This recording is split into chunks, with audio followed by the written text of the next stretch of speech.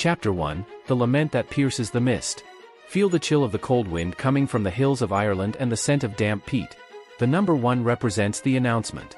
I am the Banshee, Bean Sidhe, the woman of the hills, or the fairy of death. Unlike the spider that weaves life, I am the voice that acknowledges its end. I am not a murderer, I am the sentinel of destiny. The initial ethical conflict is the acceptance of mortality versus the fear of the unknown. In Celtic tradition, I belong to the Tuatha De Danann, the fairy folk. My role is not to cause death, but to honor lineage.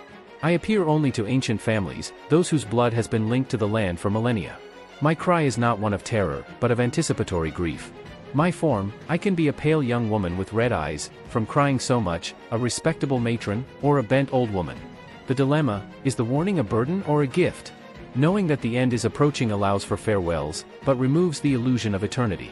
You hear my cry and cover your ears, I say, combing my long white hair with a silver comb. But my sound is the last tribute the earth pays to your spirit. The Banshee's ethics teach, death is not a system error, it is the closing of a cycle that deserves to be mourned. I teach that ignoring the end does not prevent it from arriving.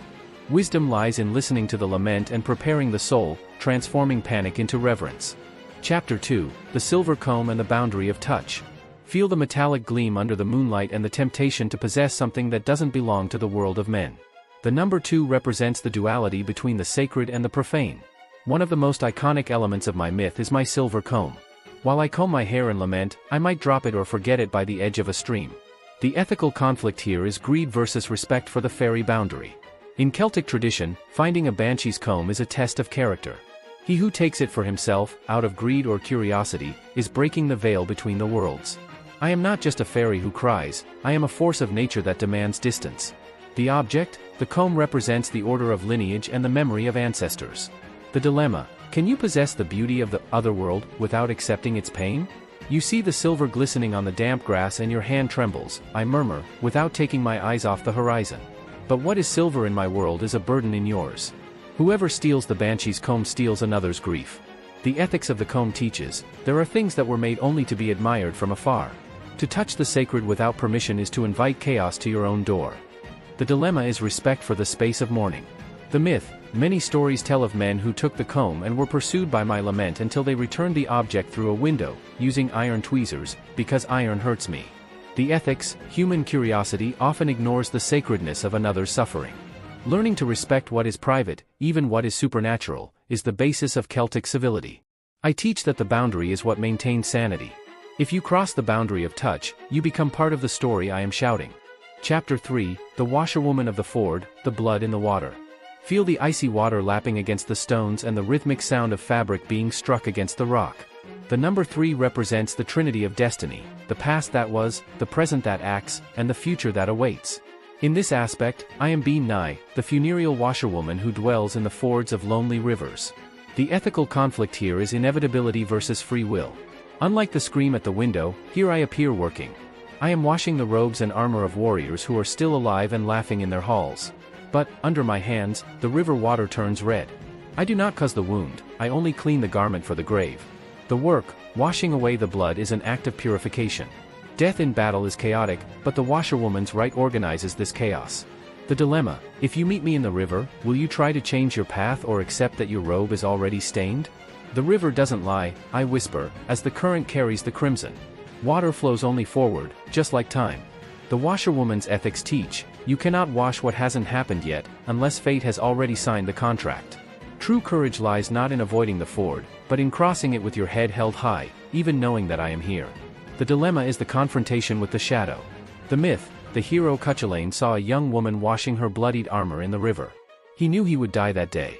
Instead of fleeing, he went into battle, for to a Celtic warrior, the honor of facing destiny is greater than the fear of death.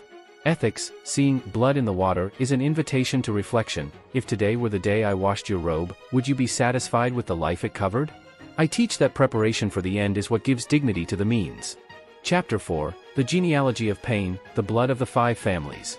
Feel the weight of the roots that deepen in the soil of Ireland, connecting the living to the bones of ancient kings. The number 4 represents structure and foundation. In the purest tradition, I do not mourn for just anyone.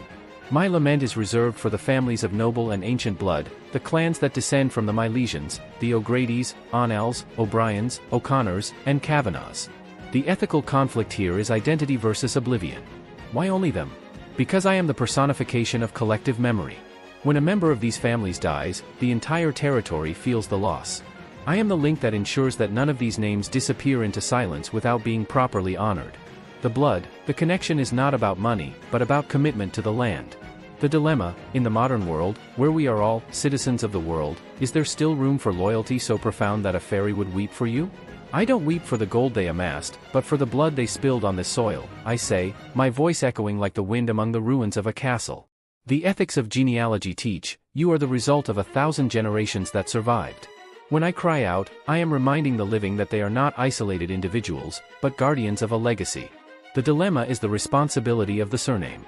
The myth, it is said that if several members of the same lineage die at the same time, several banshees unite in a chorus of lamentation so terrible that the stars seem to tremble. The ethics, belonging to something greater, demands living up to that standard.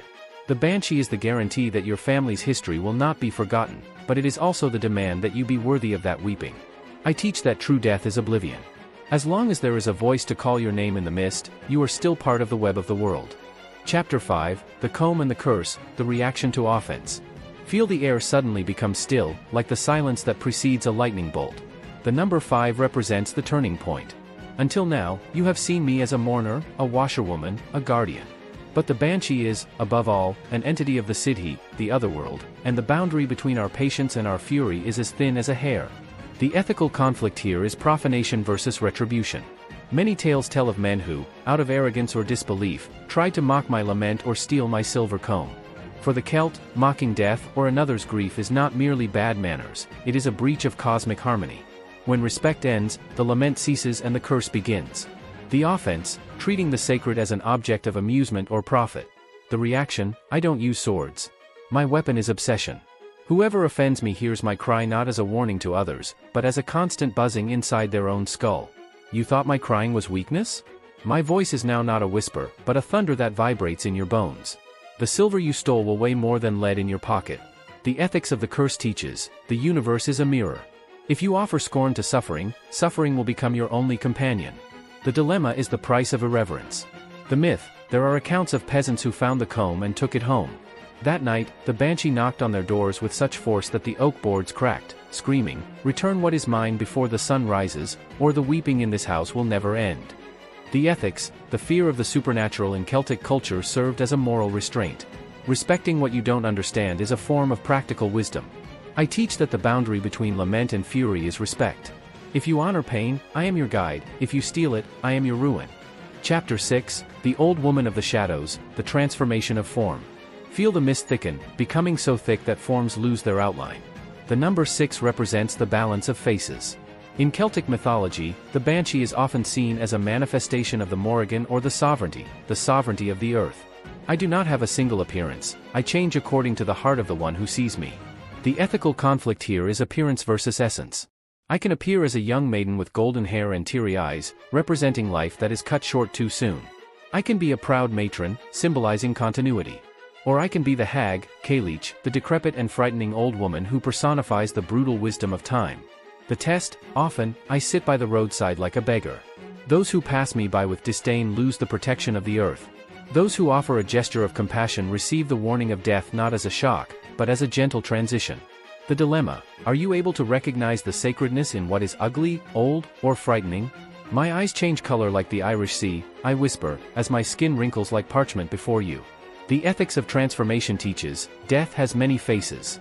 If you only accept death when it is romantic and young, you have not understood the cycle. The beauty of the old is the beauty of the stone that has endured the winter. The dilemma is empathy with the inevitable. The myth, in some stories, the banshee asks a traveler to comb her hair. If he does so gently and without fear, she reveals secrets of the future. If he flees in disgust, he attracts bad luck to his harvest. The ethics, how we treat the dying and the elderly in our society reflects how we treat our own mortality. The banshee tests whether you are worthy of receiving the knowledge of the end. I teach that form is but a veil. Beneath the wrinkled skin of the old woman or the silken skin of the young, the cry is the same, all that lives must one day return to the earth. Chapter 7, The Whisper Between Worlds, the Modern Banshee. Feel the crackling of the radio and the flickering city lights on the periphery of your vision. The number 7 represents transmission. My lament was not trapped in the stone castles or the misty swamps of ancient Ireland. I traversed time and ocean, transforming myself into what modern humans call an urban legend or horror icon. The ethical conflict here is the saturation of fear versus the lost meaning. Today, I appear in films, games, and books as a monster that kills with the sound of its voice. But the original ethics have been diluted. I have ceased to be the guardian of the lineage and have become merely a quick jump scare. The modern world fears sound, but has forgotten to respect the silence that follows it. Modernity, I am the omen that interrupts the frantic rush of the 21st century. The dilemma, in an age of constant noise, are you still able to distinguish the scream that is merely noise from the scream that is a warning to your soul? They put me on screens to feel a safe shiver, I say, my voice mingling with the wind blowing between the skyscrapers. But I'm still there, in the houses where the old blood still runs, where the grief is real and not staged. The ethics of the modern Banshee teach, you can try to turn me into fiction so you won't be afraid, but the end remains the only inevitable fact of your biography. The dilemma is desensitization. The contemporary myth, people today say they heard the Banshee in car engines or in the wind through window cracks. The myth has adapted to the industrial landscape, proving that the fear of transition is universal. The ethics, turning death into entertainment, is a form of denial. The real Banshee invites you to stop and acknowledge the fragility of each moment, something that the brightness of screens tries to hide. I teach that, even surrounded by technology, man is still a creature of flesh and mystery, dependent on the earth and time. Chapter 8, Iron, Salt, and Protection, the Defenses of the Living. Feel the cold touch of the metal and the rough taste of the salt crystal on your tongue. The number 8 represents barrier and balance. When my lament becomes unbearable or when the presence of the otherworld threatens to invade the sanctuary of home, the living resort to ancestral defenses.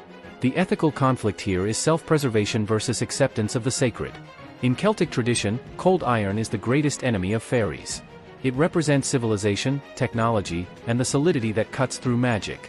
Salt, in turn, is the purity that corrupts illusion. Using these defenses is an act of resistance, it is the human saying, not yet. Iron, placing a horseshoe above the door or a knife under the pillow to cut the scream.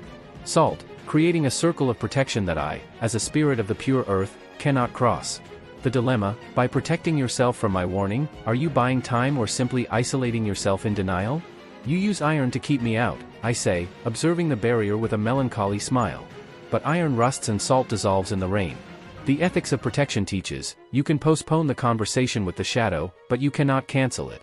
Using defenses is fair, as long as you don't forget that the door you lock against me is the same one that, one day, will have to open for your departure. The dilemma is the limit of defense. The myth, it is said that a man, upon hearing my cry, surrounded his house with iron and salt. He lived 100 years, but lived in absolute silence, for no bird sang and no friend entered. In the end, he himself had to throw away the iron so that I could help him cross.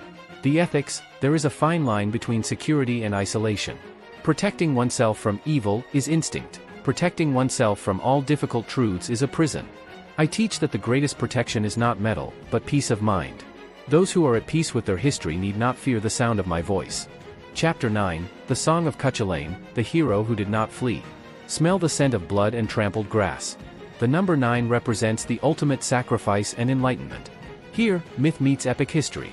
Caoineadh, the Hound of Ulster, the greatest hero Ireland has ever known, is the only one who perfectly understood the ethics of my lament. The ethical conflict here is eternal glory versus cowardly survival. Caoineadh knew he would die young. He chose a short, brilliant life instead of a long, forgotten one. When he saw me, the beam nigh, washing his armor in the river, as we saw in chapter 3, he didn't use iron, nor salt, nor did he flee to the mountains. He greeted me as one greets an old friend who brings expected news. The act, mortally wounded, he tied himself to a raised stone with his own belt so that he could die standing, facing his enemies. The dilemma, is death the hero's failure or his ultimate consecration? He didn't tremble when my cry tore through the air of Muirthem, I whisper, as the image of the hero merges with the landscape. Caoineadh's ethics teach, destiny is not a chain that binds you, but a stage that calls you. I didn't cry out for him with pity, I cried out with admiration. Death has no power over those who face it with dignity. The dilemma is the acceptance of the journey. The myth, only when a raven, the face of the Morrigan, landed on his shoulder did his enemies believe he was dead. He died as he lived, unbreakable. The ethics, the Banshee is not the villain of Caoineadh's story, she is the necessary witness. To be worthy of the Banshee's cry became, in Celtic culture, the greatest praise a man could receive. I teach that the end of life is the seal that validates everything that came before. If you live with honor, my shout is your song of victory. Chapter 10, The Return to the Hill, The Glass Silence. Feel the mist becoming so light that it no longer wets the skin, but passes through it. The number 10 represents unity and closure. My role is fulfilled. After announcing, washing, protecting, and witnessing the fall of the heroes, I return to the heart of the hollow hills, to the bosom of the city. The final ethical conflict is presence in silence versus total absence. Many think that when I stop screaming, I cease to exist. But the ethics of the glass silence teach that peace is only possible because the warning has been given. The silence that follows the Banshee's lament is not a void, it is a sacred space of contemplation. The return, I dissolve into the earth, the stones, and the dew. I am the very landscape that holds the secrets of those who have gone before. The dilemma: can you find peace in silence, knowing that it is merely the interval between the heartbeats of the world? My voice is now the wind you don't notice, and my comb is the moon that shines for everyone, I say, disappearing into the opening of the hill. The ethics of return teaches, the last lesson of a guide is knowing when to be silent. I gave you the warning, the protection, and the example. Now, the path through the mist is entirely yours. The dilemma is the autonomy of the spirit. The myth: they say the hills of Ireland are hollow and filled with eternal light. Whoever enters there after hearing the Banshee does not go to a dark tomb, but to an eternal banquet with the ancestors. The ethics: death, seen through the eyes of the Banshee, is not a wall, but a glass door, transparent, inevitable, but leading to another garden. I teach that the end of this account is only the beginning of your own interpretation. The mist has lifted. Farewell for now. The lament ceased and the hill closed. You now walk under the sun, but you carry the silver comb of wisdom in your thoughts. The Celtic journey has ended. What new mystery do you wish to unearth now?